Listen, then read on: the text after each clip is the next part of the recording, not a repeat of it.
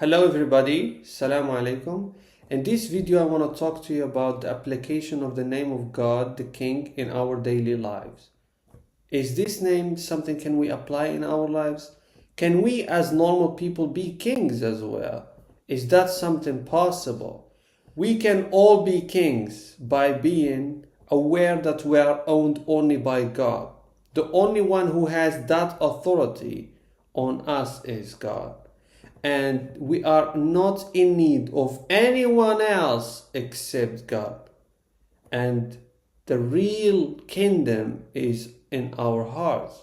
When we have these kind of people who has this kind of standards and vision in life, we will reach the point where we have a society full of people that they look at others with dignity, respect, and love. They see others as humans. They don't see them as people who has wealth or position or a way to get what they want. This kind of things, they don't have it because they are already know that their need can be all the times demanded from God. They don't ask anyone else except God. In Islamic history, some book speaks about one of the oldest stories where a king met one of the old famous scholars in Mecca, in the mosque of Mecca, where he was praying to God. So that king, he tried to be so nice with that very famous scholar. So he said to him, "Do you need anything from me that I can make it happen for you?" And that worshipper, that scholar who has already the full meaning of the king and he understands it very well, he said to that king, "Sorry, your majesty, but I cannot dare to ask anyone else where I am in the house of the Lord, of God. I cannot ask anyone else." And here, even he had the opportunity to achieve what he wants, but he knew that the only one who owns everything actually is God. That's a high level of awareness. It makes people look at this world in a different way, in a very different way. They are already rich. That's the richness in their hearts. And the way they look at life, it's totally different from someone who looks at people by position and wealth and how he can benefit from them, even sometimes in a bad way. Totally big difference. Imam Ghazali spoke about another perspective of the king. The king of people is the one who has a control, who has a authority on himself. He controls his tongue, he controls his eyes, he controls his hands, he controls the most dangerous thing, his desires and anger. He controls every single thing in himself. That kind of people are so powerful. They know how to behave and how to avoid being in a very bad situation. This kind of people are the kings. According to Imam Ghazali, the ones who are not in control of themselves, who cannot have authority on themselves, on their desires and anger and organs, these people are not kings. And one of the beautiful verses in the Quran that tells us about this meaning is when Yusuf, peace be upon him, spoke to God and said, "Thank to you because of the kingship that you have given me." He said, "My Lord, you have given me something of kinship."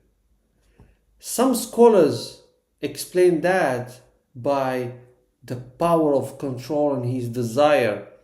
When the women of the minister called him, he said no to her. Why? Because he has a control on himself. That control is what defining who is king and who is not. something else that a lot of people ask all the times when it comes to what God gives to others, and kingship is one of them, is why God gave this person and he didn't give to this person. Sometimes people say why he gave that person and didn't give me. And this is a very dangerous belief. If someone believes it in his heart deeply, this is a very dangerous thing. Why? Because according to Quran and a lot of hadiths of the Prophet Muhammad, peace be upon him, God does not give people because he loves them or not. He gives people based on the test. It's all about a test. He gives this one a lot of things, so he tests him in that thing that he gave him. And he gives the same thing to another person. Well, he doesn't give another person nothing. For example, he gave the Egyptian king, Pharaoh in Arabic language, he gave him the kingship. But at the same time, he gave his prophet, Sulaiman, he gave him also kingship.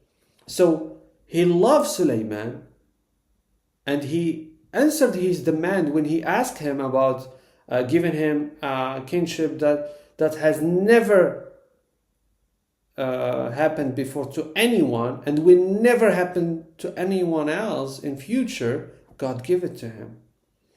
But at the same time, he gave it to this man who tortured and killed a lot of people because they didn't follow what he was saying. So does it mean he loves both of them? No, he loves only Sulaiman. But at the same time, he gave this power and kingship to Pharaoh, so he tests him. As a result, God does not give people or take from them based on he loves them or not. He gave them as an exam, and he take from them as an exam.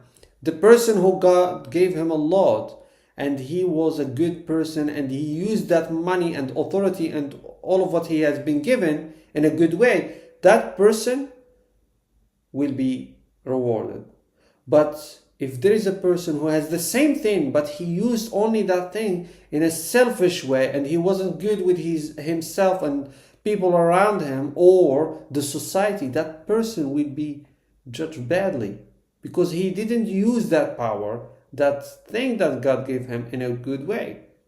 The same thing, if God give nothing to someone, and that person was so patient, so positive, he tried to overcome his life and do something good in his life, that person will be rewarded. But the other person, he was just blaming others and sitting there and crying without doing anything, he will be judged badly because he didn't understand the philosophy of the test. So the name of God, the King, can be applied in our lives in a very beautiful way by being that person who is all the times feel that he's not in need of others. He's all the times need God. The second thing, the person who has control on himself in the way that he push it to do only good things and avoid bad things. The third thing is the one who looks at life in the way that anything he has given, he should use it in a good way and thank God for it. And if he doesn't have that things, he should be patient and try to enhance his life. This is three essential elements of the concept of being a king in human lives. Thank you so much for watching this video. I hope it's helping, and I think it would be a very beautiful way to try to think about this name of God and how to apply it in our lives. Every one of us should have that time where he sits and try to design a way of applying these names in our lives. Thank you so much. Have a nice day and see you soon. Slama.